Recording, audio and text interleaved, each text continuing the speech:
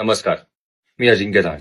आज मी थोड्या वेगळ्या विषयावर बोलणार आहे, पण तो विषय आपल्या सगळ्यांसाठी फार महत्वाचा आहे, म्हणजे शेतकरी.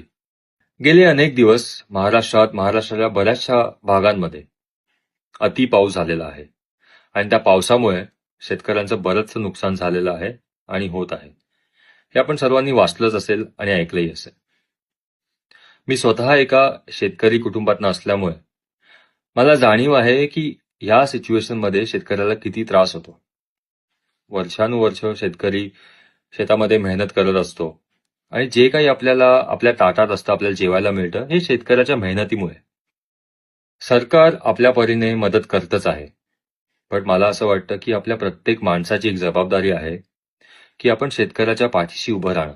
आपल्याकडनं जी काही मदत करता येईल, जो काही सपोर्ट करता येईल, तो नक्की करावा. माझ्या परीने, माझ्या बाजूने मी नक्कीच मदत करतोय.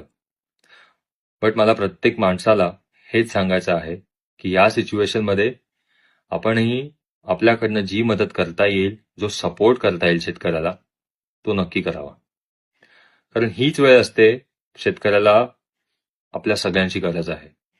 जसं मी सांगितलं की सरकार हे मदत करतच आहे, पण प्रत्येक माणूस जर शेतकऱ्याच्या पाठीशी उभा राहिला तर त्यांच्यासाठी खूप चांगलं होईल. कारण शेतकरी हा आपला बॅकबोन आहे.